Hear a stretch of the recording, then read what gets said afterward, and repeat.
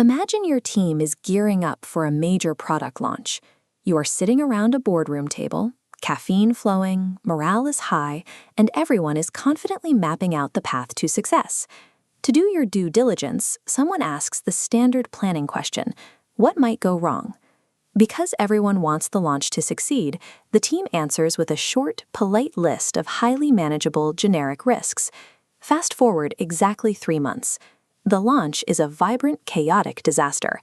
Supply chains are collapsing, servers are catching fire, and nobody knows who is in charge. This disaster traces back to the specific question the team used to predict their threats.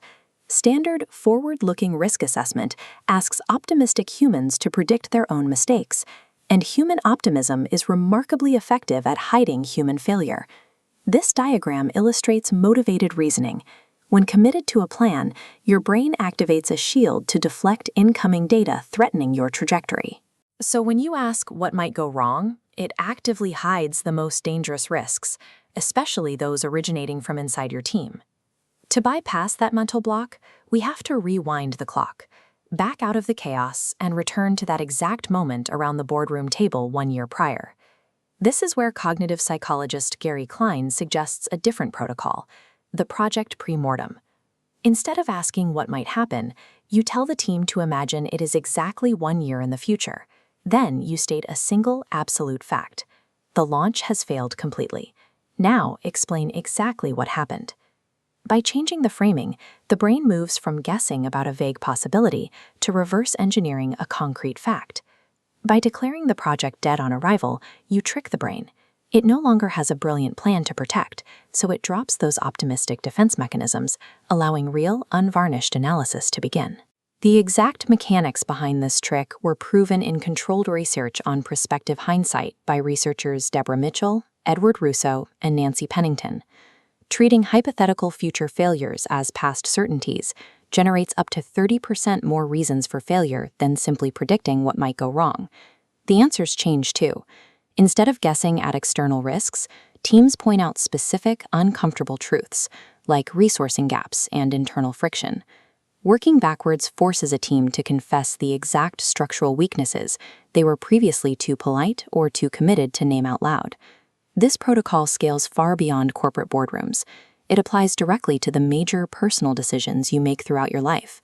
Your 20s are the critical window to practice premortem thinking. You are making significant choices, but those choices are still largely reversible, and the stakes are relatively low. This graph tracks the wake of our decisions over time. As you climb into your 20s, 30s, and 40s, commitments to careers, mortgages, and families intertwine, and the cost of pulling the plug on a bad decision begins to spike. If you fail to build this habit early, you guarantee a harsh reality. You will only discover foreseeable risks long after the damage is already done. The premortem is a protective cognitive reflex. You have to build the muscle memory early so it fires automatically when you actually need it.